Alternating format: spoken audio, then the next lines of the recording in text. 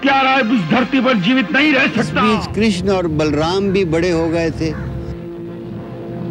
उसे समयंतक मणि जो प्राप्त हो चुकी है। परंतु ये बात सत्राजीत को समझाएगा कौन? धन का लालच कुछ भी करा सकता है।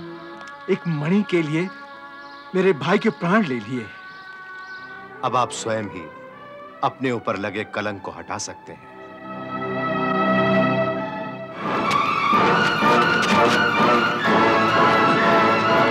उसकी समयंतक मणि वापस करने सत्राजीत के घर गए।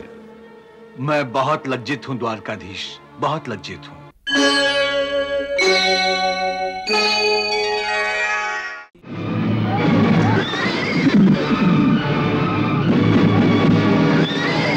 बुलाओ अपने तारोधार को, बुलाओ।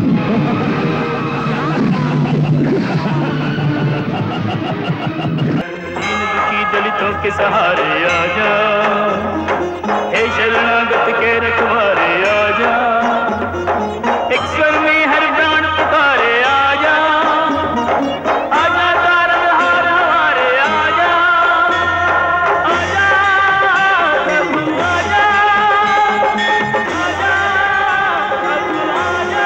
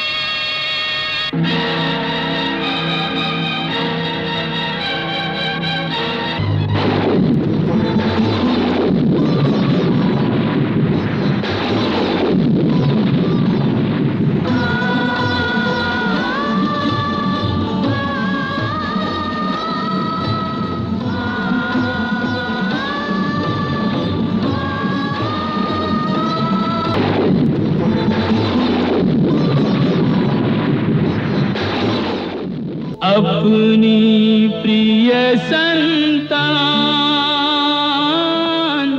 रख जसुमती की सेज पे, मायावश अनजान माया को संग ले चले।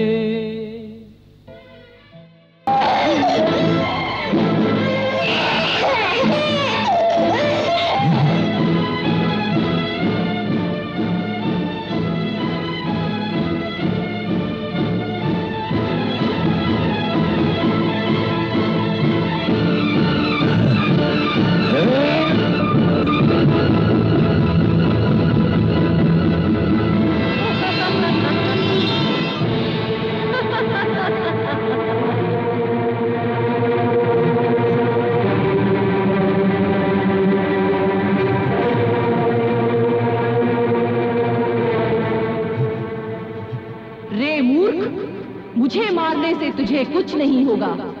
तुझे मारने वाला तो कोई और है, और वो इस धरती पर जन्म भी ले चुका है। वही तेरा संहार करेगा।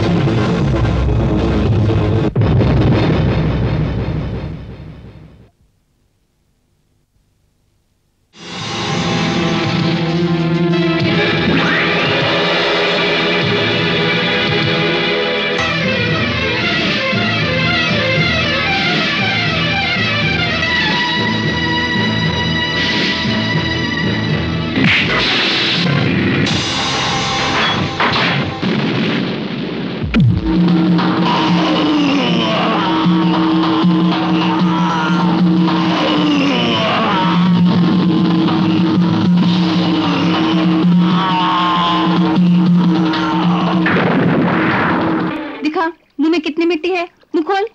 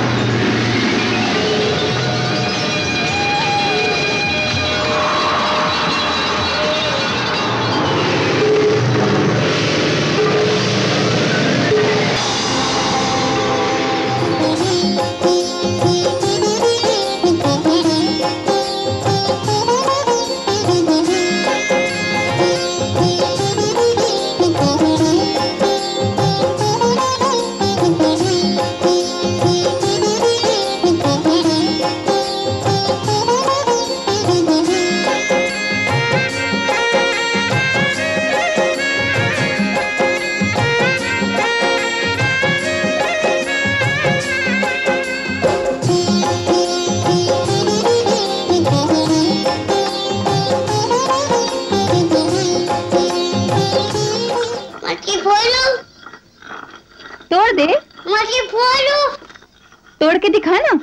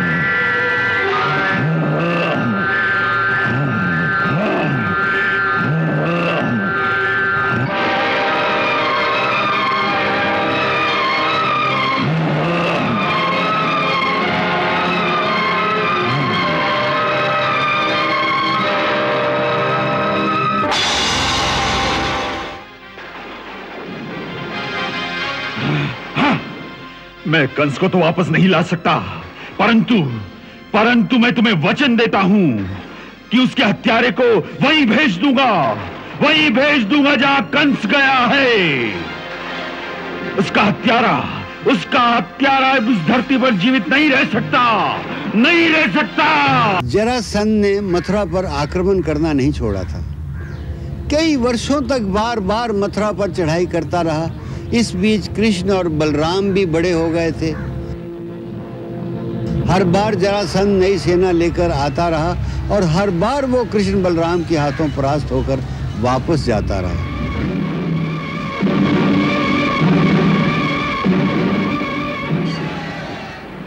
जरासंध के बार बार आक्रमण करने से मथुरा और आसपास की जनता बहुत दुखी हो गई थी।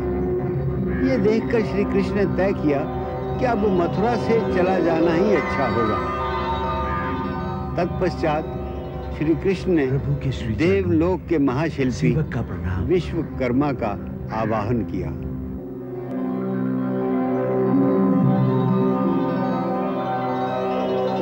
हे विश्वकर्मा, अब हम मथुरा छोड़कर कहीं और जाना चाहते हैं। वहां आप हमारे लिए एक ऐसी नगरी का निर्माण कीजिए जहां सब सुख और शांति से रह सकें। हे प्रभु, ऐसा सुंदर स्थान मेरी दृष्टि में है। कहां? पश्चिम में प्रभास क्षेत्र के पास समुद्र तट के निकट एक छोटा सा द्वीप है प्रभु। वहां उत्तम पुरी का निर्माण हो सकता है। बहुत अच्छी बात है। आप जाइए और जाकर समुद्र देवता से कहिए कि वहां पर हम द्वारिका नाम की अपनी राजधानी का निर्माण करना चाहते हैं। जैसी प्रभु की आज्ञा।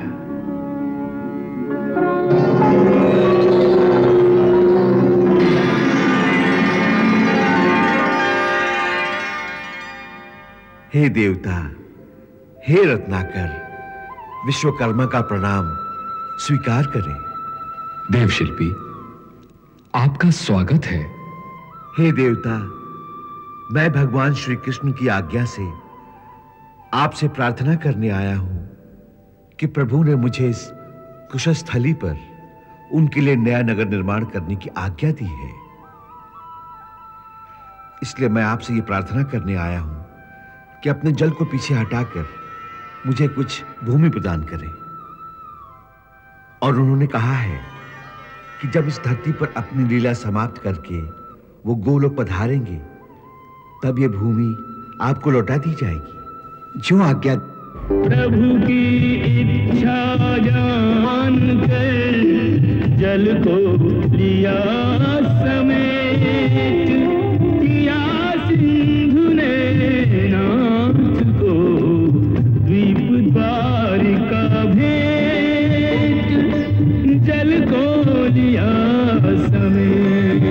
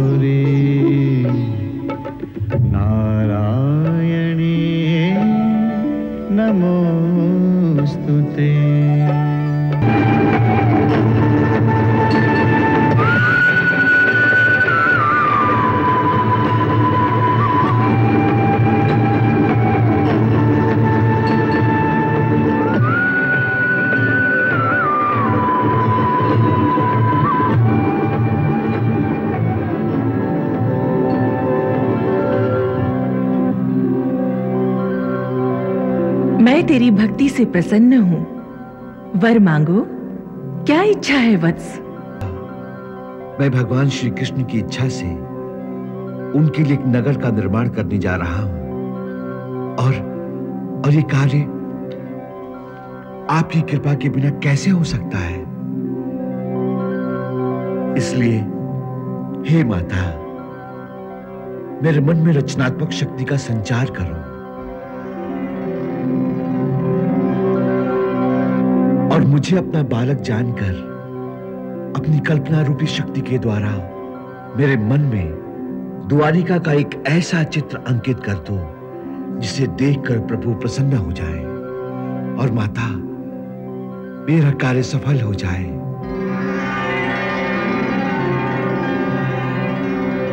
हे माता, कल्पना शक्ति भेजो माता। तथास्तु।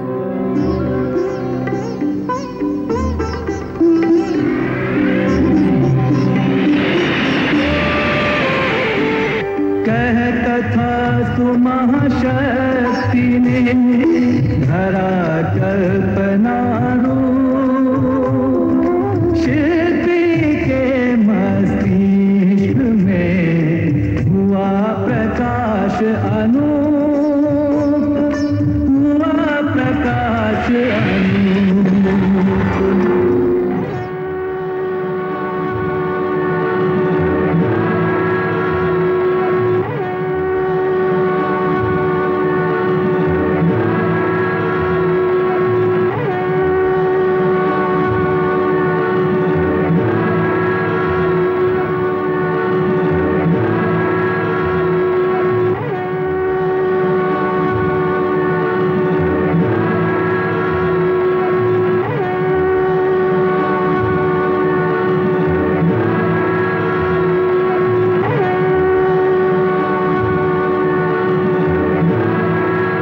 विश्वकर्मा,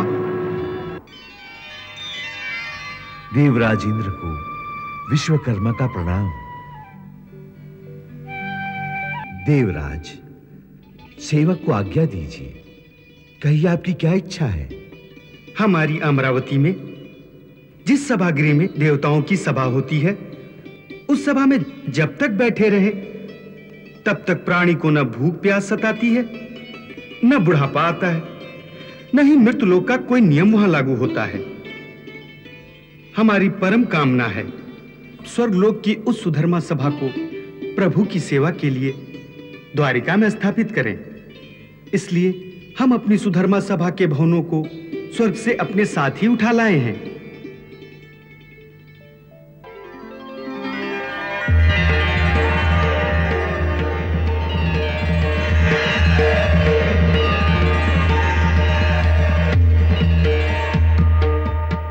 देवराज, जैसी आपकी आज्ञा, मैं इसको द्वारिका के मध्य में स्थापित कर दूंगा।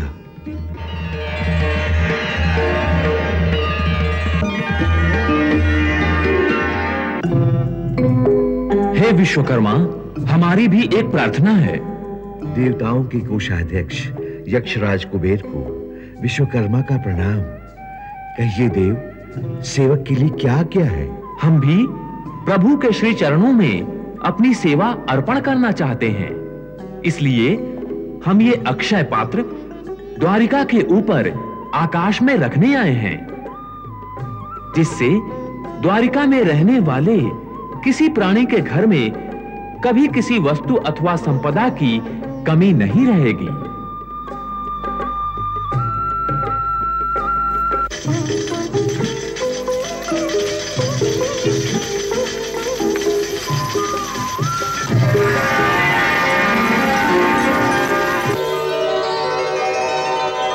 प्रभु,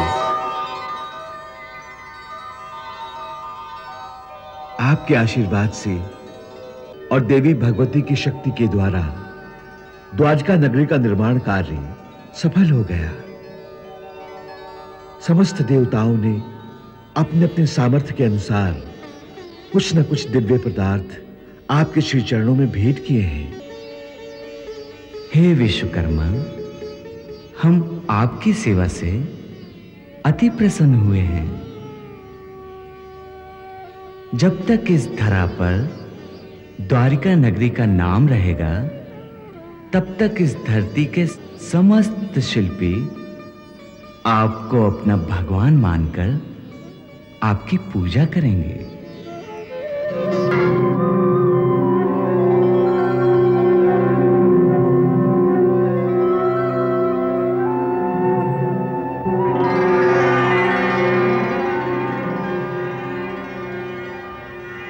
श्री चरणों में दासी का प्रणाम स्वीकार करें प्रभु। मेरे लिए क्या क्या है सर्वेश्वर? योग माया, इस समय मथुरा में हमारे जितने भक्त हमारे साथ चलने को तैयार हों, उन सबको अपने आंचल में समेटकर इस प्रकार द्वारिका पहुंचा दो कि वहां जाकर उन्हें ऐसा लगे कि वे सदा से वहीं रहते आए हों। जो आज्ञा सर्वेश्वर।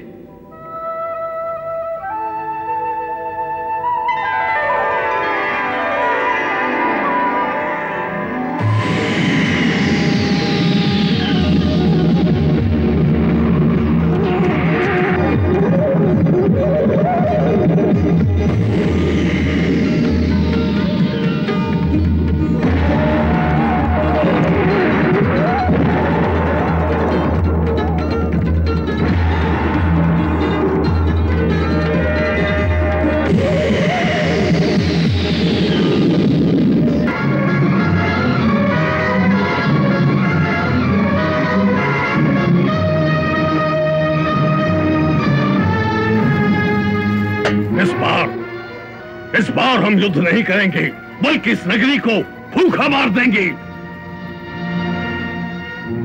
घेरा इतना मजबूत हो कि मथुरा के सभी मार्ग चारों ओर से बंद हो जाए, न कोई अंदर आ सके और न कोई बाहर निकल सके।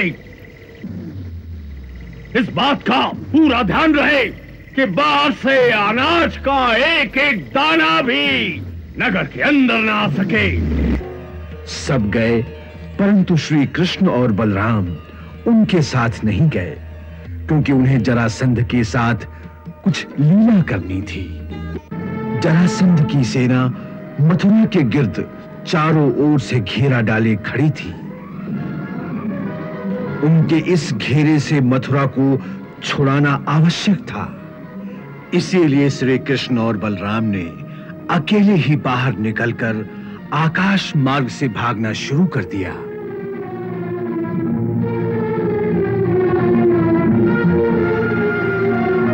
जरासंध ने उन्हें अकेले भागते देखा तो उन्हें पकड़ने के लिए वो अपनी सेना के साथ उनके पीछे भागा। चलो आगे बढ़ो।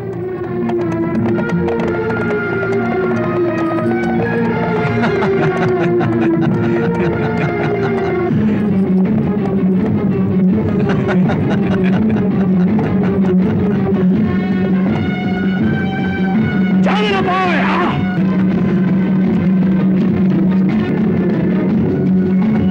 रास्ते में गोमांतक पर्वत था। श्री कृष्ण और बलराम भागते भागते उस पर्वत में छिप गए।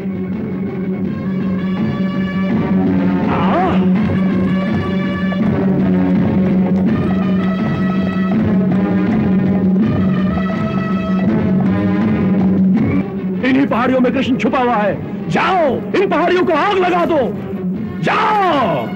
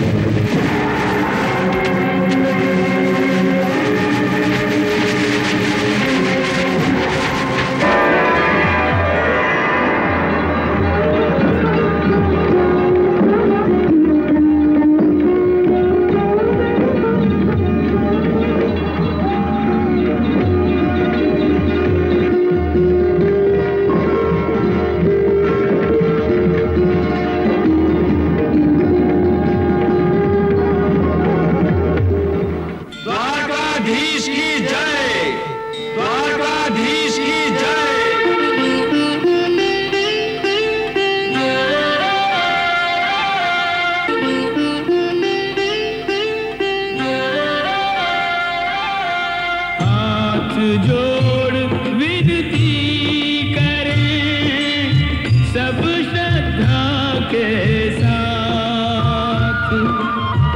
निज नगरी में आपका स्वागत है श्रीनाथ। स्वागत है श्रीनाथ।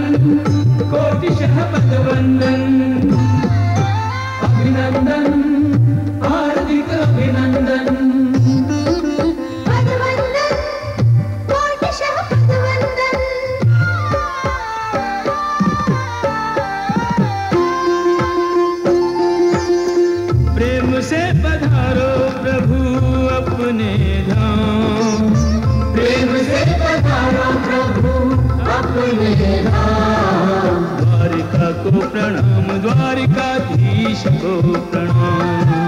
द्वारिका को प्रणाम, द्वारिकाधीश को प्रणाम। जय श्री कृष्ण जय बलराम। जय श्री कृष्ण जय बलराम। द्वारिका को प्रणाम, द्वारिकाधीश को प्रणाम।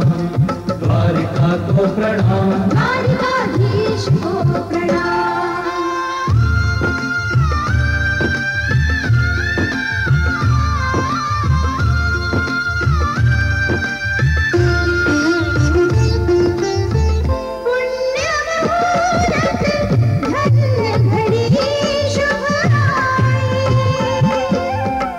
गृह प्रवेश पर लीजे नाथ बधाई। पग रुके नहीं रोके नाचे मत वारे होके। पग रुके नहीं रोके नाचे मत वारे होके। शोभा चाहूं दिश नैना विराम। शोभा चाहूं दिश नैना विराम। द्वारिका को प्रणाम, द्वारिकाधीश को प्रणाम। द्वारिका को प्रणाम, द्वारिकाधीश को प्रणाम।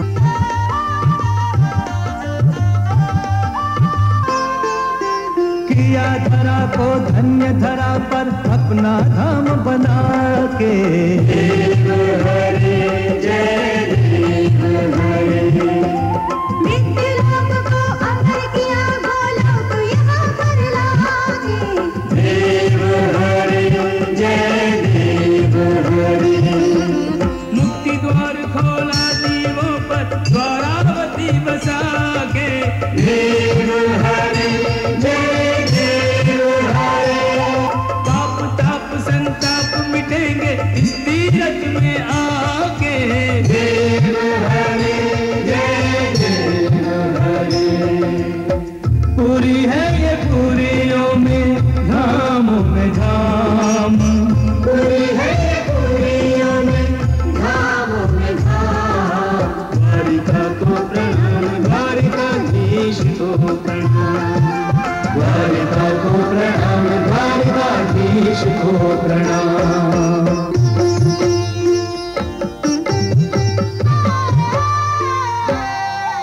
एहि विधि त्रिलोकीनाथ को उनके भवन पधराए के। बहुभांति नर्तन कियो सुरगणनाथ के गुण गाए के।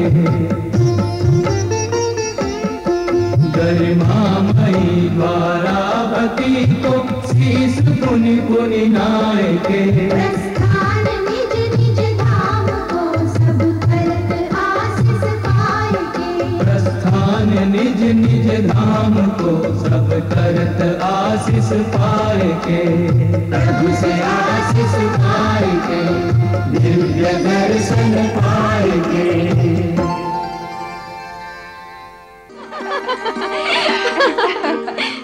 बहन सत्यभामा, तुम्हारे रूप की चर्चा तो मधुसूदन सदैव करते रहते हैं।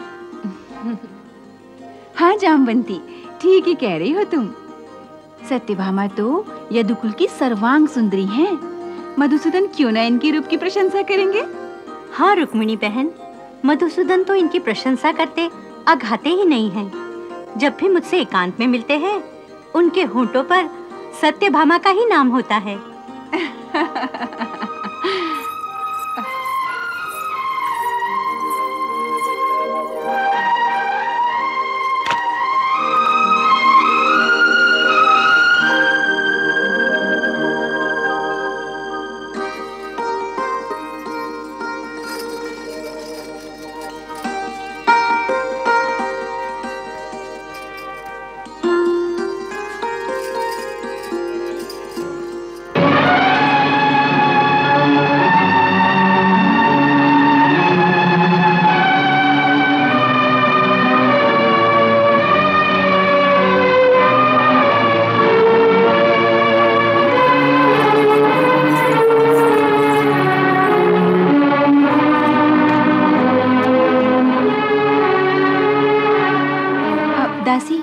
मुझे नहीं, पहले सत्यभामा को लगाओ ना अलग तक।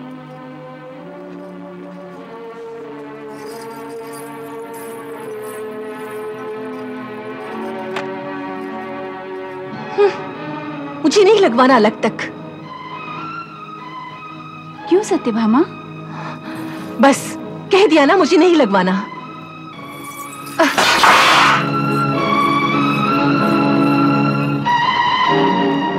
बहन सत्यभामा को ये क्या हुआ? अचानक उनके तेवर क्यों बदल गए दीदी? तुम नहीं जानती जामवंती, सत्यभामा को ये बुरा लगा कि तुम्हारी दासी ने सबसे पहले उसे अलग तक क्यों नहीं लगाया। उसमें इस बेचारी का क्या दोष? ये मेरी अंतरंग दासी है, इसलिए इसने सबसे पहले अपने स्वामिनी को सेवा के योग्य समझा। परंतु आपने तो इसका बुरा नहीं माना। जाने दो जामवंती, मेरी बात और है, सत्यभामा की और। उसे अपने रूप का अहंकार है, वो अपने आप को सर्वश्रेष्ठ मानती है। रानी सत्यभामा का अहंकार छोटी छोटी बातों को लेकर प्रकट हो जाता था। इसका एक विशेष कारण भी था कि सत्यभामा एक वैभवशाली यदुवंशी सरदार सत्राजीत की पुत्री थी।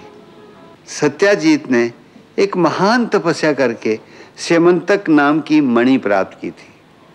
उस मणि को वो प्रतिदिन सूर्य के सामने रखकर जब मंत्रोच्चार करता था तो उस मणि से सोना बरसता था। यन्मण्डलं देवगणैः सुपूजितम्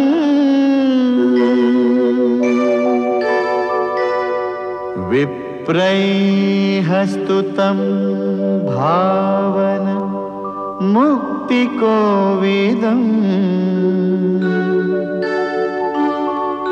तं देवदेवं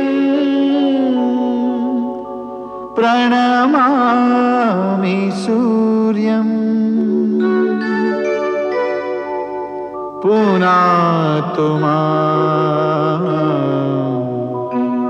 तत्सवितुर्वरेण्यम्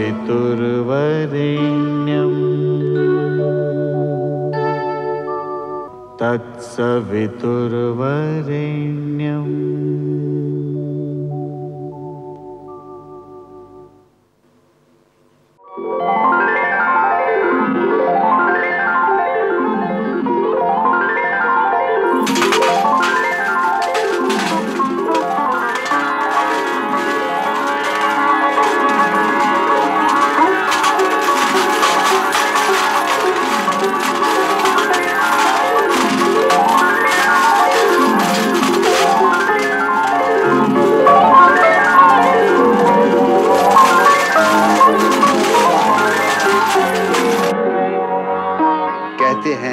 कि उस मणि से प्रतिदिन 20 मन सोना प्राप्त होता था और सत्राजी इतना धन और वैभव प्राप्त करके उसका खुले पंदों भोग किया करता था।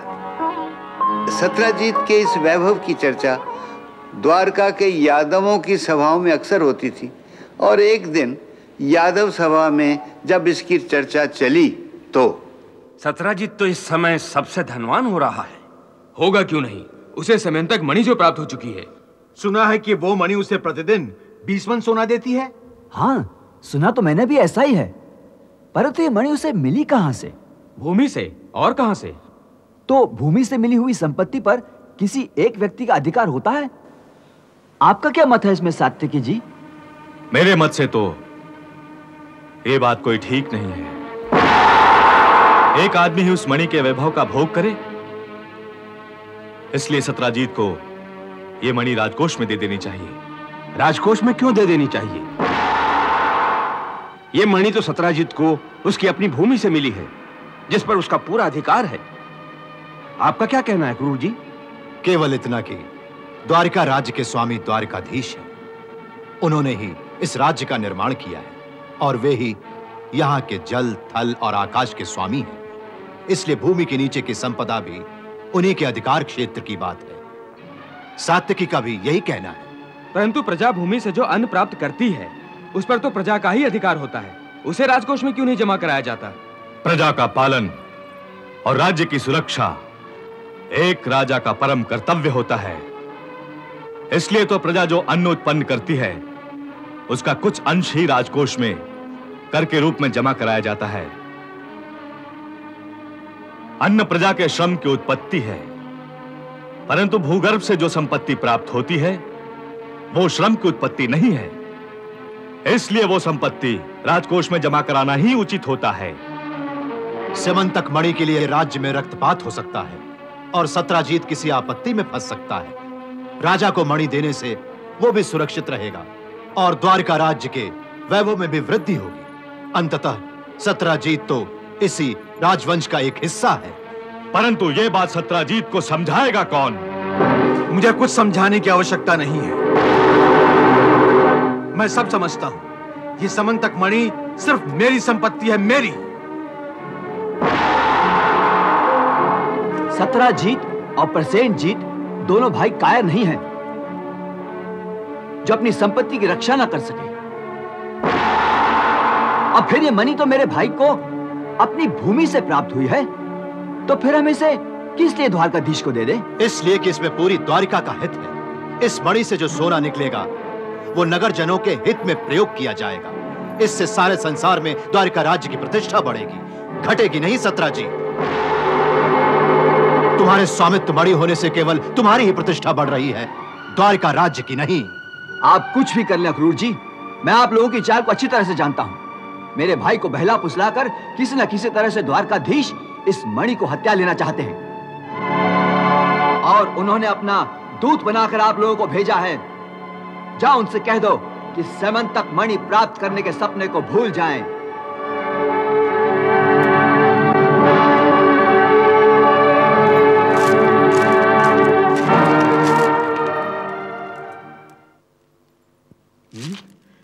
सत्राजीत का इतना साहस कि वो द्वारिकाधीश को चुनौती दे।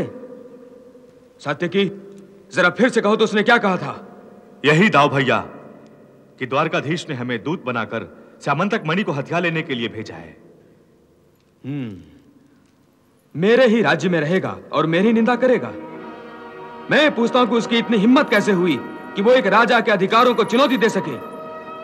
क्या एक समयंतक मणि ने उसे इतना दुस्साहसी बना दिया है? तुम लोगों की बातों से तो लगता है कि उसे राजा के अधिकारों से परिचित कराने का समय आ गया है। चलो। किसे क्या परिचय देने जा रहे हो दाऊ भैया?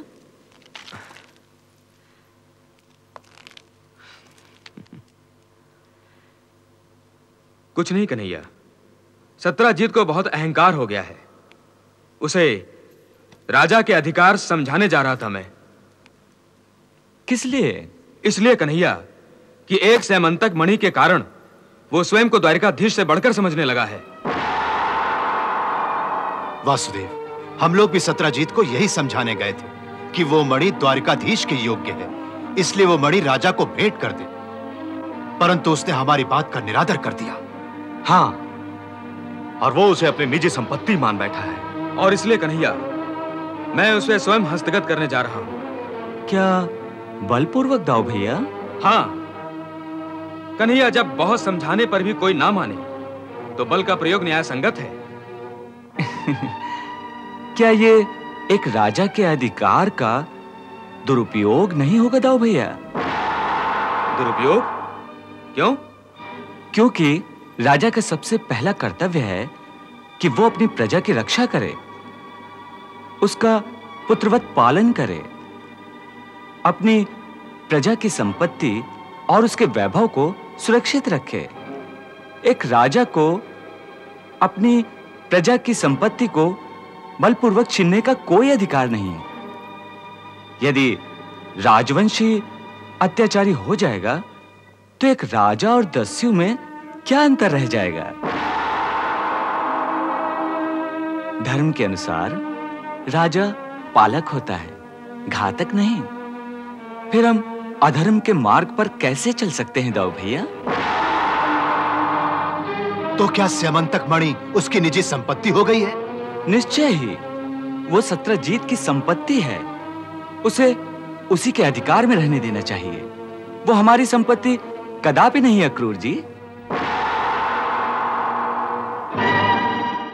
उधर दूसरे दिन सत्राजीत का भाई प्रसेन जब शिकार खेलने जा रहा था तो वो सुरक्षा की दृष्टि से स्यमंतक मणि को अपने साथ ही ले गया।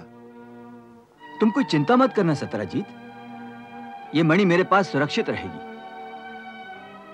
अगर इसे मैं तुम्हारे पास छोड़ जाऊंगा तो कोई इसे तुम्हें बहला फुसलाकर द्वारकाधीश को देने के लिए बाध्य करेगा।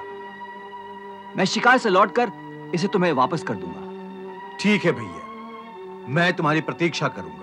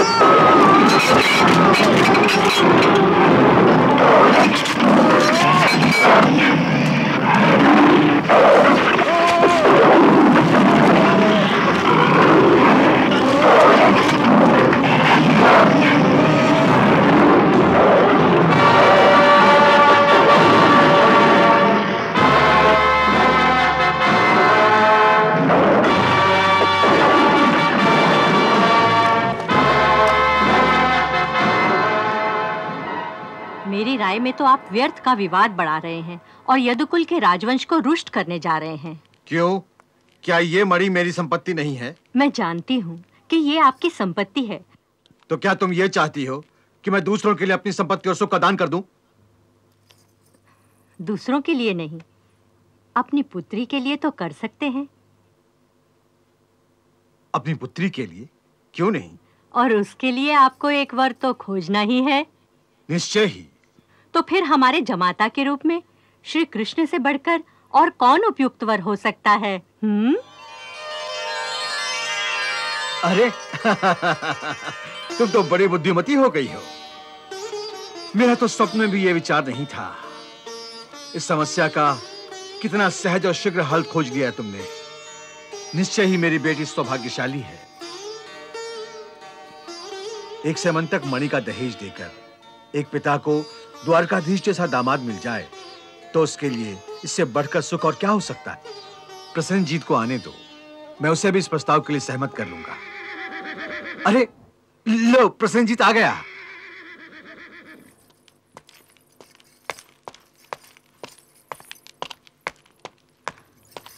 अरे प्रसेनजीत कहाँ है? प्रसेनजीत, प्रसेनजीत, प्रसेनजीत। क्या हुआ सत्रजीत? प्रसेनजीत आखेट करने गया था, परंतु यह अश्व अकेला द्वार पर आया है। मुझे तो भय लग रहा है, कहीं कोई दुर्घटना तो नहीं हुई।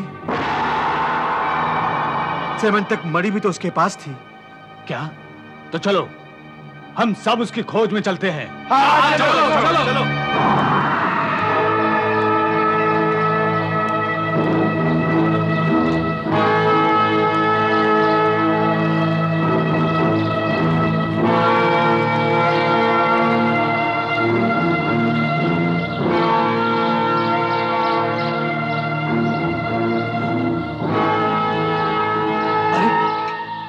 तो प्रसेनजीत का धनुष है।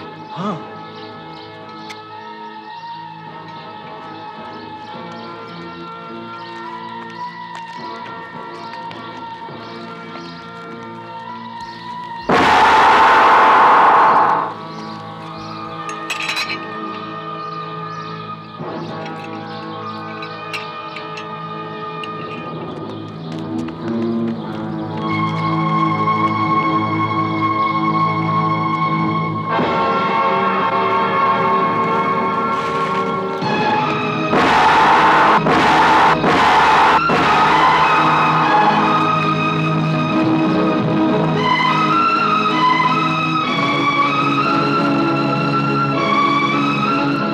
हुआ कपड़ा, रक्त के धब्बे, ये तो प्रसेनजीत का कुर्ता है।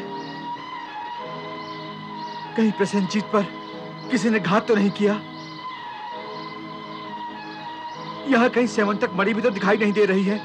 कौन घात करेगा प्रसेनजीत पर? मेरा तो अनुमान है कि किसी वन पशु ने हमला किया होगा। किसी हिंसक जानवर का ही काम लग रहा है ये। हिंसक पशु का नहीं, किसी हिंसक मनुष्य का कार्य लगता है ये। हो सकता है किसी डाकू ने मणि के लालच में आकर उस पर वार किया हो सत्यजीत। परंतु मणि तो सदैव मेरे पास रहती थी। सभी को मालूम है कि सेमंतक मणि का स्वामी मैं हूं। ये डाकुओं को कैसे पता चला कि आज मणि प्रसेन के पास है? परंतु कल तो मणि उसके पास थी। हाँ, उसने वो मणि आग्रह पूर्वक मुझसे मांग ली थी आखेट पर आते समय। तो फिर यह भी तो हो सकता है कि कोई आदमी नगर से उसके पीछे पीछे आया हो और मौका पाते ही वार कर दिया हो। परंतु ऐसा कौन हो सकता है? वही जिसे मणि का लालच लगा हो, जिसने आपसे वो मणि प्राप्त करने की चेष्टा की हो। तो क्या ये कोई षड्यंत्र है? धन का लालच कुछ भी करा सकता है। बड़े से बड़े आदमी का धर्म भी माया के इस चक्रव्यूह में फंसकर डोल जाता है।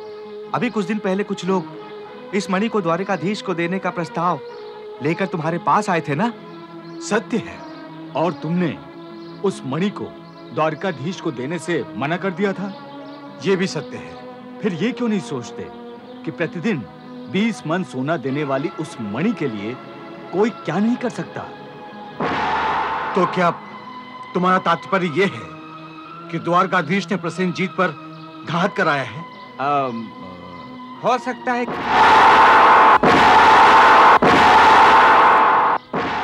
अगर ये सत्य है तो श्री कृष्ण ने ठीक नहीं किया। एक मणि के लिए मेरे भाई के प्राण ले लिए। अरे कहा तो मैंने संकल्प किया था कि मैं अपनी पुत्री सत्यभामा के साथ साथ ये सेमंतक मणि भी द्वारिकाधीश को सौंप दूंगा। मैं उन्हें अपना दामाद बनाना चाहता था। मैं उनके पांव पूजना चाहता था। द्वारिकाधीश, तुमने बहुत शीघ्रता कर दी, बहुत शीघ्रता कर दी। हाय मेरा भाई प्रसेन, मेरा भाई प्रसेन। क्या सत्यजीत ने जो आरोप द्वारकाधीश पे लगाया है वो सत्य हो सकता है? हाँ, हो भी सकता है। मेरे विचार से द्वारकाधीश ऐसा कार्य कभी नहीं कर सकते। क्यों? आखिर वो मणि प्रतिदिन 20 मन सोना देती है। अगर द्वारिकाधीश ने प्रसेनजीत का वध करवा दिया तो फिर धर्म और अधर्म का प्रश्न ही कहाँ रहा? अरे बहना, ये धन का लालच कुछ भी करवा सकता है। अगर राजा ही षड्यंत्रकारी हो गया तो हम न्याय की मांग किसके द्वार पर जाकर करेंगी बहना? अरे वो मणि तो द्वारकाधीश के पास पहुंच गई, इसमें कोई शंका नहीं। अरे उस मणि को प्राप्त करने के लिए ही तो सात्यकी और अक्रूर सत्यजीत के घर पर गए थे। और तुम लोगों ने प्रजा की इस बात को चुपचाप सुन लिया? हाँ? क्या प्रजा को इस बात का अधिकार है कि वो द्वारकाधीश पर समंतक मणि की चोरी का आरोप लगा सके? बोलो सात्यकी, तुम जवाब दो मुझे। परंतु सुनने के अतिरिक्त चारा ही क्या है दाऊ भैया? है, चारा अवश्य है। इस झूठे आरोप के लिए हम प्रजा को दंड दे सकते हैं।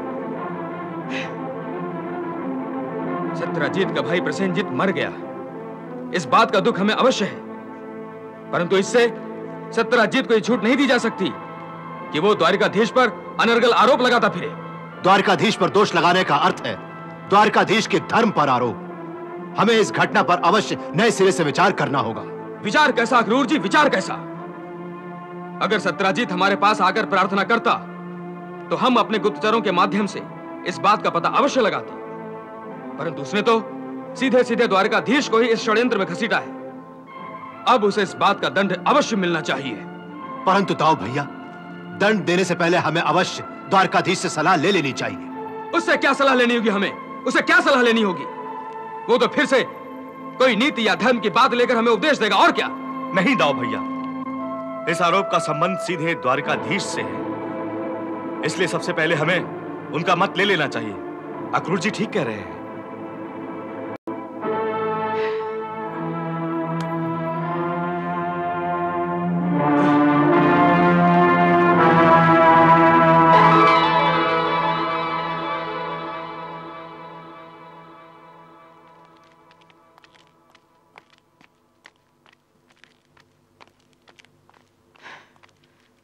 लो देखो,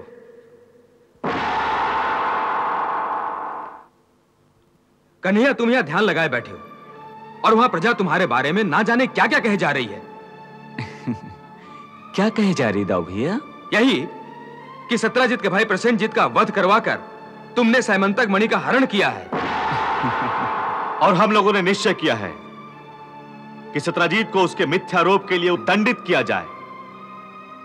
ऐसे लोगों को द्वारका में रहने का कोई अधिकार नहीं है जो द्वारकाधीश पर उंगली उठाते हो। सात्यकी, इस परिस्थिति में क्या सत्यजीत को दंड देना उचित होगा? दंड तो उसे दिया जाता है जो अपराधी हो। उसने क्या अपराध किया है? उसका अपराध यह है कन्हैया कि उसने तुम पर मिथ्यारोप लगाया है। क्या यह अपराध कम है? परंतु उसके आरोप के पीछे उसकी न्याय मांगने की पुकार को क्यों नहीं सुनते हैं दाऊ भैया?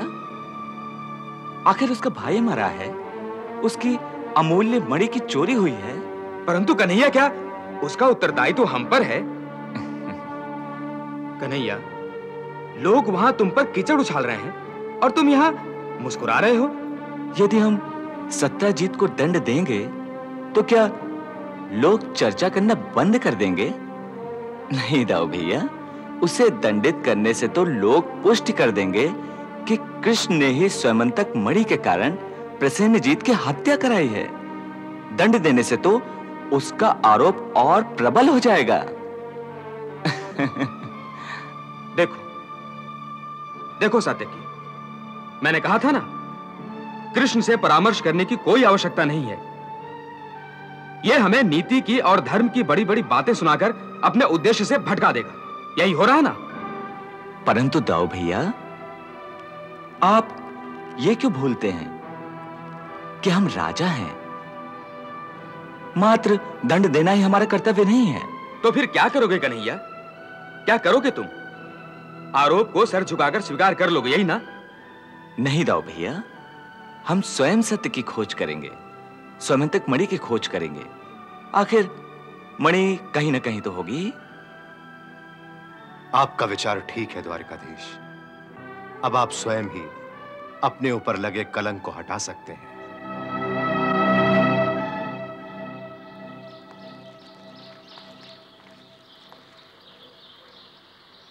यहीं पर प्रसेनजीत का धनुष मिला था और यहां उसका तरकश मिला था और वहां उसकी पगड़ी मिली थी।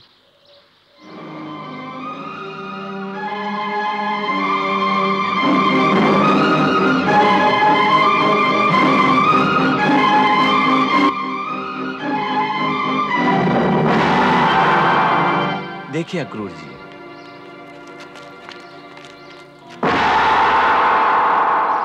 शेर के पंजों के निशान।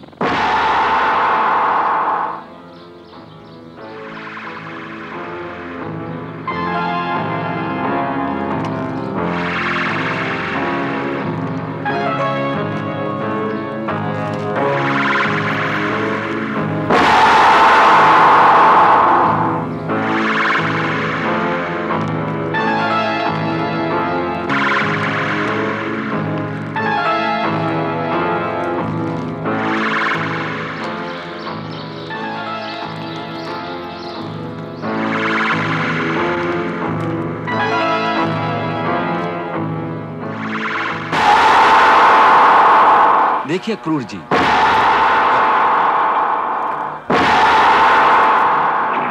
निश्चय ही प्रसेनजीत को किसी सिंह ने खा लिया होगा। स्वयंतक मणि भी इसी गुफा में ही होगी, क्योंकि सिंह के निशान भी तो हमें इसी गुफा तक ही मिले हैं। आप लोग यहीं ठहरिए, मैं गुफा में जाता हूं। सत्य को उजागर करने के लिए यह आवश्यक है। द्वारिकाधीश जी, मेरी आपसे विनती है कि आप इस भयानक और अंधेरी गुफा में मत जाइए आप। सिंह के पैरों के निशान भी तो हमें मिले हैं। हाँ। मैं भयभीत हो रहा हूं। हमें जल्द से जल्द किसी सुरक्षित स्थान पर चले जाना चाहिए। हाँ, आप लोग सुरक्षा की चिंता न करें, भय को मन से निकाल दें। मैं गुफा में जाता हूं।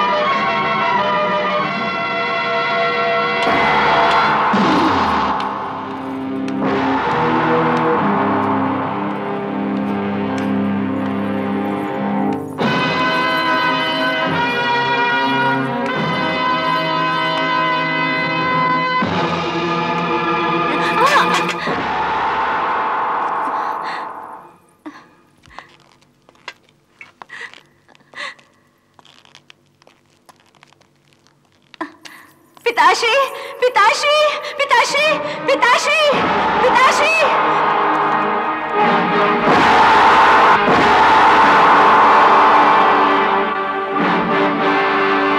वास्तव में ये लड़की ऋक्षराज जामवंत की पुत्री जामवती थी। ये जामवंत वही जामवंत थे जिन्होंने त्रेता युग में भगवान श्री राम की सहायता की थी। हम महाराज सुग्रीव की ओर से आपको पूर्ण विश्वास दिलाते हैं कि महाराज अपने विश्वसनीय वानरों की सहायता से आपकी भार्या पूज्य सीता देवी की खोज अवश्य निकालेंगे, जिससे आप उन्हें उस राक्षस के हाथों से मुक्त करा सकें। ब्रह्मा के पुत्र ऋक्षराज जामवंत द्वापर के अंत तक धरती पर रहेंगे।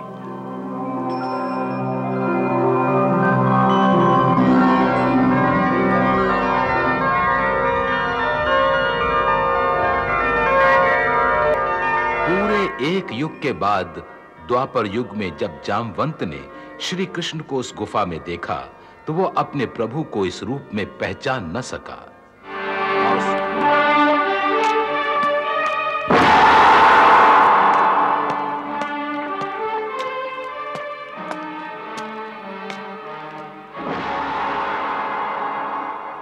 कौन हो तुम? यहाँ किस लिए आए हो? मैं हूं देव के पुत्र कृष्ण और मैं इस मणि की खोज में आया हूं। कौन कृष्ण? तुम्हारी भलाई इसी में है कि तुम अभी और इसी क्षण यहां से लौट जाओ यहां से। ये मणि तुम्हारी नहीं है। परंतु ये जिसकी है उसी को लौटानी है, इसलिए तो आया हूं। परंतु इसे तो मैंने सिंह को मारकर प्राप्त किया है। तुम्हारा इस पर क्या अधिकार? अब ये मेरी पुत्री का आभूषण है, मैं इसे नहीं दे सकता। मणि तो देनी होगी, चाहे सहमति से या असहमति से। तो क्या तुम जामवंत को युद्ध का आमंत्रण दे रहे हो? वो भी जामवंत को? आप जैसा समझे। मुझे तो ये मणि प्राप्त करनी है, ये मेरा उद्देश्य है और मैं अपने लक्ष्य से कभी विचलित नहीं हुआ, कभी नहीं। अच्छा, तो तुम मणि के लालच में अपने प्राणों को भी दांव पर लगा रहे हो। क्या नाम बताया था तुमने? कृष्ण? हाँ, कृष्ण, देव की पुत्र कृष्ण। तो फिर तुम अपने माता पिता का स्मरण भी कर लो।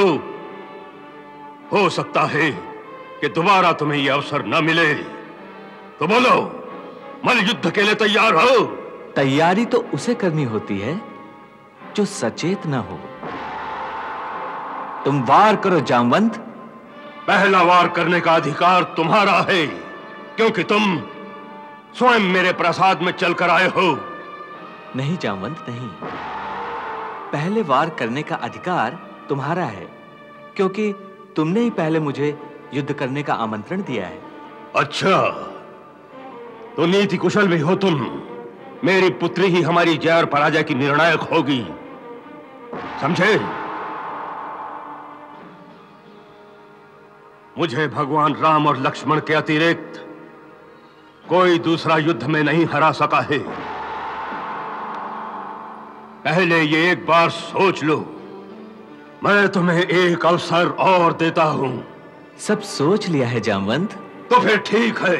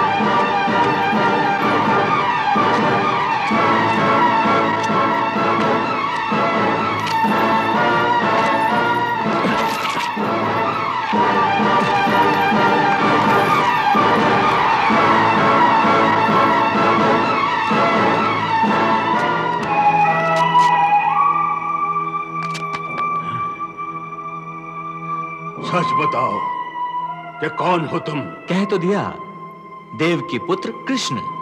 परंतु मुझसे तो कुछ और ही कहा था। किसने? क्या कहा था? दाशरथी भगवान राम ने मुझसे त्रेता युग में कहा था कि मेरी प्रतीक्षा करना, मैं तुम्हें फिर दर्शन दूंगा। और मैं आज तक उन्हीं की प्रतीक्षा कर रहा हूं। परंतु वो तो बोले थे कि... क्या बोले थे जामवंत? यही कि मैं वासुदेव बनकर तुमसे मिलने आऊंगा। और मैं ये भी जानता हूं कि मुझे मेरे प्रभु के अतिरिक्त दूसरा कोई नहीं परास्त कर सकता था। परंतु तुमने तो मुझे परास्त भी कर दिया है। तुम तो कृष्ण हो। ये कैसे संभव है? कैसे संभव है ये? राम असत्य कैसे कह सकते हैं? वासुदेव कौन है? मैं वासुदेव हूं। हाँ, वासुदेव कृष्ण मैं ही हूं।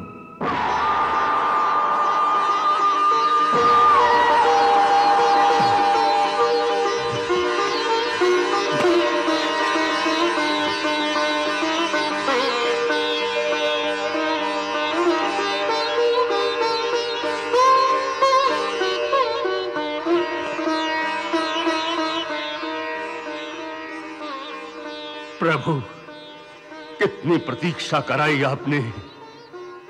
मैं तो आपके लिए ही इस एकांत में साधना कर रहा था।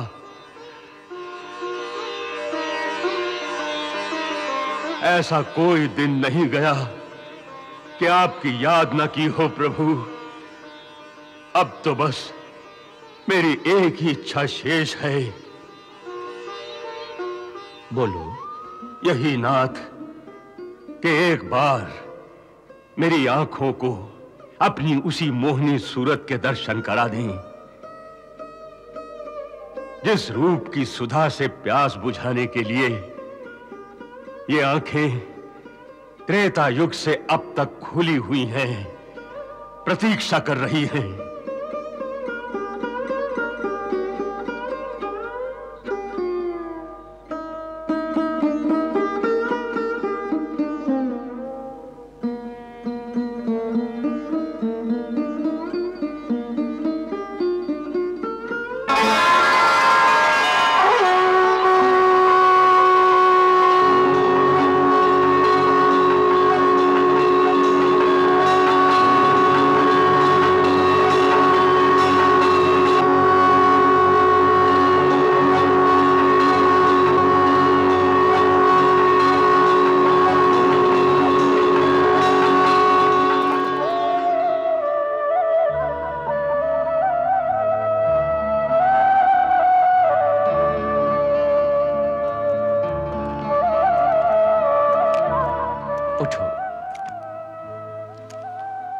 उठो जामवंत, तुम्हारी साधना पूरी हुई। वर मांगो। प्रभु, जिन आंखों में आपके रूप का अमृत बसा हो, उन आंखों को अब किसी वर की आवश्यकता नहीं रही।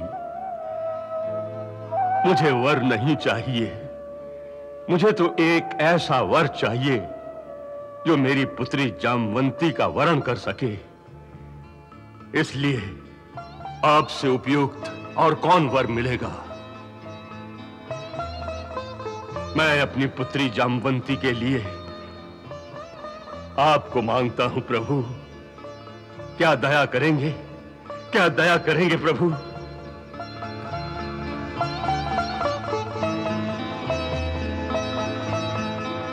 तथास्तु वृक्षराज, तथास्तु।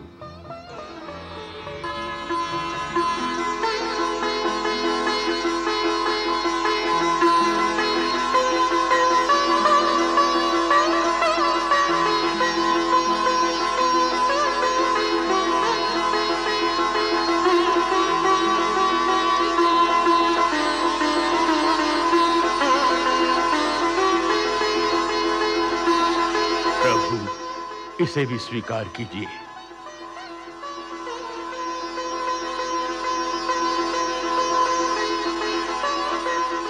द्वारकाधीश श्री कृष्ण की महारानी जामवंती की द्वारकाधीश श्री कृष्ण की महारानी जामवंती की द्वारकाधीश। इस तरह जामवती और स्यमंतक मणि को लेकर श्री कृष्ण द्वारिका नगर में आए तो द्वारिका में हर्ष की लहर दौड़ गई। जगह जगह उनका स्वागत हुआ।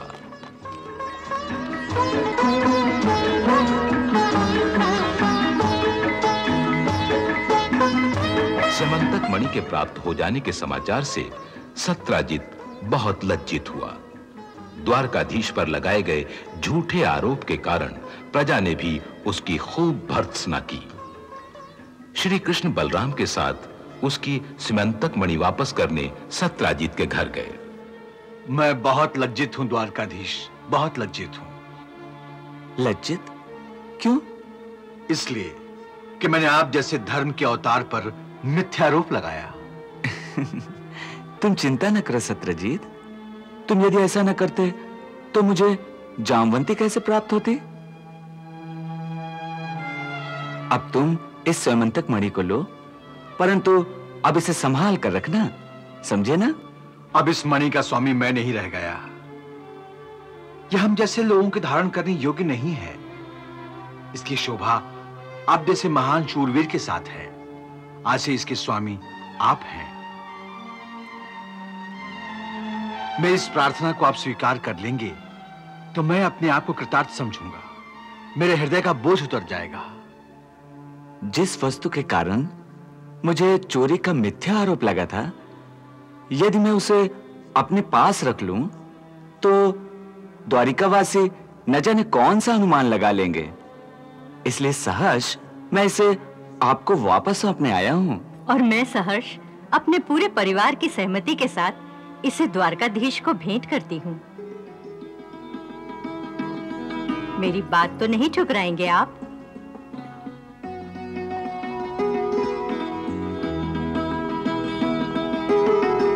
और इस मणि के साथ हम सबने ये संकल्प किया है द्वारकाधीश कि आप मेरे हृदय की मणि, मेरी पुत्री सत्यभामा को भी स्वीकार करें।